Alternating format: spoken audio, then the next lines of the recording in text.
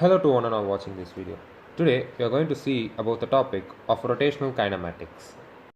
What is rotational motion? Rotational motion can be defined as the motion of an object around a circular path in a fixed orbit. The dynamics for rotational motion is completely analogous to linear or translational dynamics. Many of the equations for mechanics of rotating objects are similar to the motion equations for linear motion. There are times when angular velocity is not constant.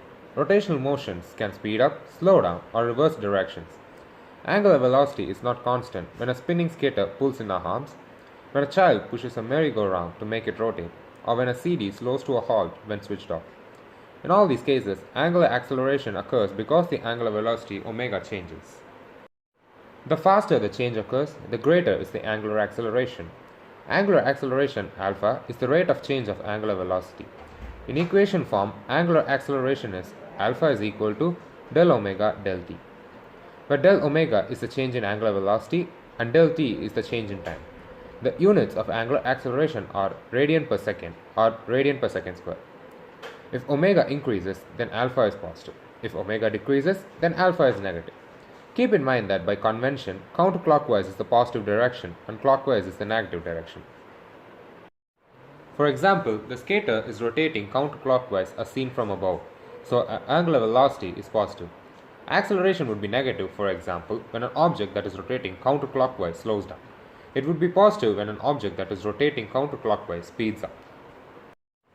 The relationship between the magnitudes of tangential acceleration A and angular acceleration alpha is A is equal to R alpha or alpha is equal to A divided by R.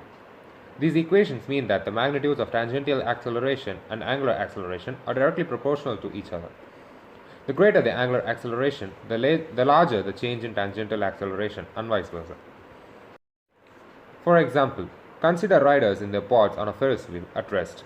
A Ferris wheel with greater angular acceleration will give the riders greater tangential acceleration because as the Ferris wheel increases its rate of spinning, it also increases its tangential velocity. Note that the radius of the spinning object also matters. For example, for a given angular acceleration alpha, a smaller Ferris wheel leads to a smaller tangential acceleration for the riders. So far we have defined three rotational variables, theta, omega and alpha. These are the angular versions of the linear variables x, v and a. The following table shows how they are related.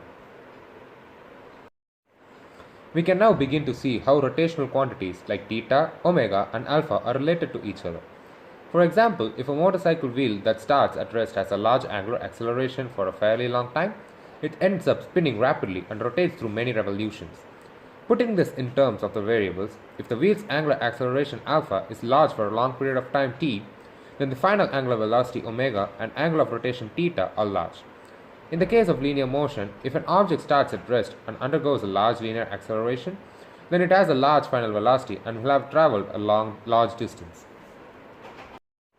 The kinematics of rotational motion describes the relationships between the angle of rotation, angular velocity, angular acceleration, and time. It only describes motion. It does not include any forces or masses that may affect rotation. These are part of dynamics. Recall the kinematics equation for linear motion, v is equal to v naught plus at. A is constant.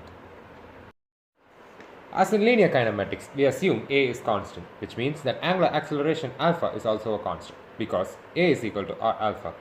The equation for the kinematics relationship between omega, alpha and t is omega is equal to omega naught plus alpha t.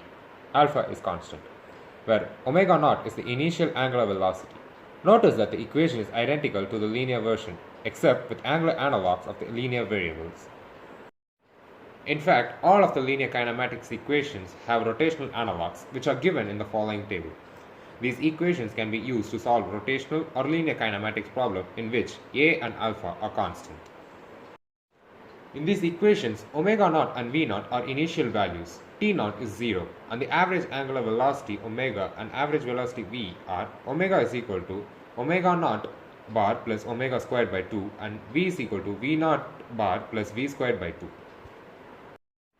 Now we are going to discuss about the topic of torque. If you have ever spun a bike wheel or pushed a merry-go-round, you know that force is needed to change angular velocity. The farther the force is applied from the pivot point or fulcrum, the greater the angular acceleration. For example, a door opens slowly if you push too close to its hinge. but opens easily if we push far from the hinges. Furthermore, we know that the more massive the door is, the more slowly it opens. This is because angular acceleration is inversely proportional to mass. These relationships are very similar to the relationships between force, mass, and acceleration from Newton's second law of motion.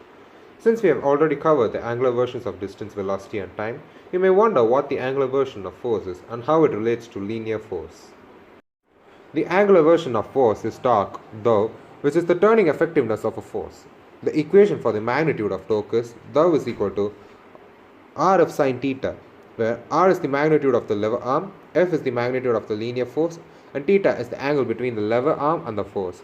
The lever arm is the vector from the point of rotation, pivot point of fulcrum, to the location where force is applied. Since the magnitude of the lever arm is a distance, its units are in meters, and torque as units of Newton meter. Torque is a vector quantity and has the same direction as the angular acceleration that it produces.